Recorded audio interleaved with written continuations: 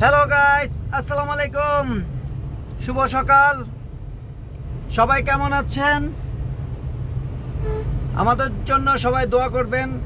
আমরা আজকে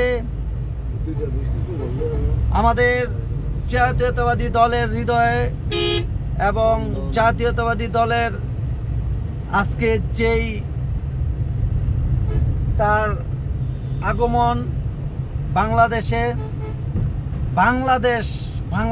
আগমন, আমাদের দেশনেত্রী দেশমাতা বেগম খালেদা জিয়ার আগমনে আজকে আমরা সবাই একসাথে হয়ে আমরা তাকে শুভেচ্ছা জানানোর জন্য আমরা 300 ফিট এখানে আমরা অবস্থান নিচ্ছি।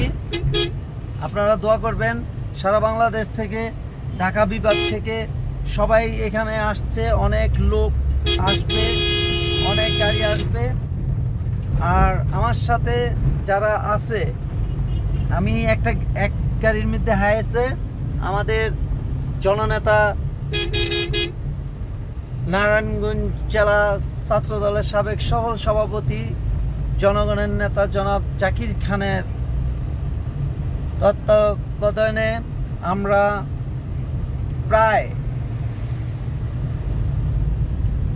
কয়টা জানি বাস, 10টা 11টা বাস, হায়েস্ট 14টা, ট্যাক্সি কয়টা জানি 4টা। তো আমরা আমাদের শহর থেকে এই গাড়িগুলা নিয়ে আমরা আল্লাহর রহমতে রওনা হয়েছি। আপনারা আমাদের জন্য দোয়া করবেন। আমার সাথে আছে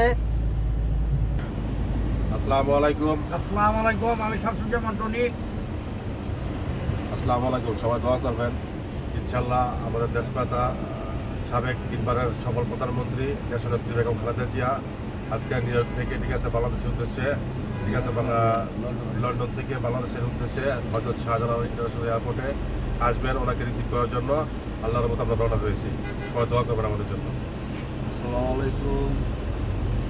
আসসালামু আলাইকুম। হ্যালো গাইস, নাম কও। সবাই কেমন আছেন? আমি সর্বশেষের এখন মাঝামাঝি আব্দুল্লাহ বাবু। আসসালামু আলাইকুম। আসসালামু আলাইকুম। শুনুন ভাই, আসসালামু আলাইকুম। কিছু বলেন। হ্যালো গাইস, পক্ষ থেকে সবাইকে শুভেচ্ছা। আসসালামু আলাইকুম। শুভ সকাল। সবার কাছে দোয়া কামনা রইল। আমরা যাচ্ছি আমাদের দেশমাতাকে শুভেচ্ছা জানাতে, তাকে বরণ করে নিয়ে আসতে। সবাই আমাদের জন্য দোয়া করবে, আমরা যেন সুন্দরভাবে সব কিছু শেষ করতে পারি।